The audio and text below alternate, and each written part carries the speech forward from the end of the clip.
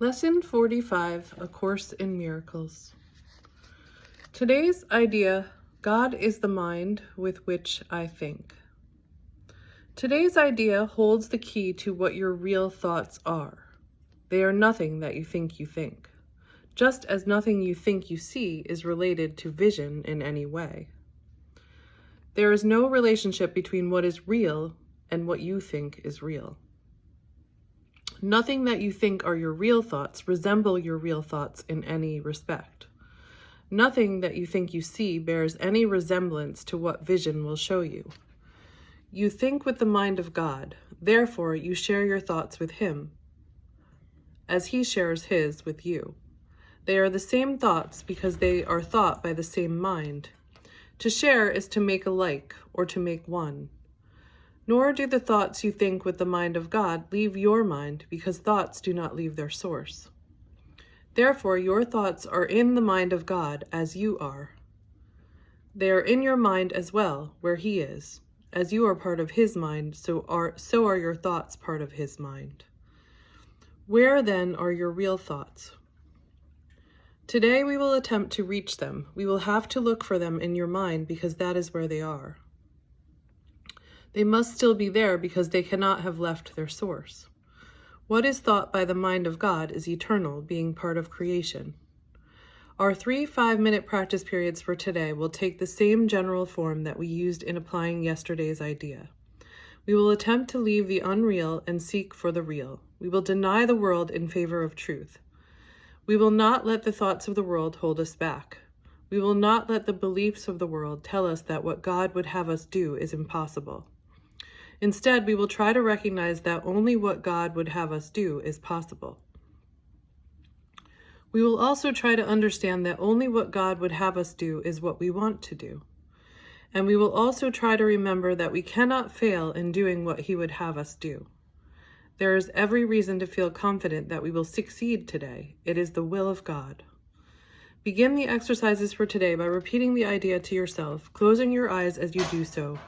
Then spend a fairly short period in thinking a few relevant thoughts of your own, keeping the idea in your mind.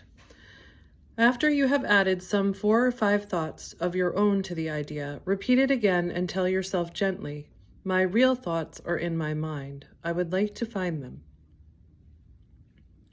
Then try to go past all the unreal thoughts that cover the truth in your mind and reach to the eternal. Under all the senseless thoughts and mad ideas with which you have cluttered up your mind are the thoughts that you thought with God in the beginning. They are there in your mind now, completely unchanged. They will always be in your mind. Now, completely unchanged. They will always be in your mind exactly as they always were. Everything you have thought since then will change, but the foundation on which it rests is wholly changeless. It is this foundation toward which the exercises for today are directed. Here is your mind joined with the mind of God. Here are your thoughts, one with His. For this kind of practice, only one thing is necessary. Approach it as you would an altar dedication in heaven to God the Father and to God the Son. For such is the place you are trying to reach. You will probably be unable as yet to realize how high you are trying to go. Yet even with the little understanding you have already gained, you should be able to remind yourself that this is no idle game, but an exercise in holiness and an attempt to reach the kingdom of heaven. When I started out doing the Course in Miracles, it was something that I was called to do, and I didn't quite understand, and I thought, okay, this is for everybody else. I've done it before. But as I do these lessons from A Course in Miracles, they become more and more real to me, and I understand them more and more, and it's like layers are peeling off, and I get this deeper connection with God.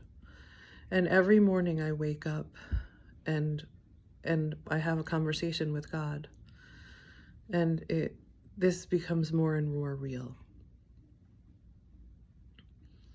In the shorter exercise periods for today, try to remember how important it is to you to understand the holiness of the mind that thinks with God. Take a minute or two as you repeat the idea throughout the day to appreciate your mind's holiness. Stand aside, however briefly, from all thoughts that are unworthy of him whose host you are, and thank him for the thoughts he is thinking with you. I believe that it helps to meditate. That's quieting your mind and all the monkey mind thoughts. And if you think that you cannot meditate, try different forms. Try yoga. Yoga is a form of meditation. Walking is a form of meditation. Running can be a form of meditation. There's many different forms of meditation. Just listening to music without lyrics. So there are many different forms of meditation, and sometimes I don't think that it's sometimes. I think you kind of evolve through them, and there's different ones that speak to you at different times. I started with yoga, and then I did guided meditations, and now lately I've just been finding myself doing walking meditations. It's just quieting the mind so you can actually hear God. And as this becomes more real, the world that you're seeing now becomes less real. And that's a good thing, because what we want to do is be able to create a beautiful, love-filled, peace-filled world where everybody is free to be who they are and express who they are, an expression of love.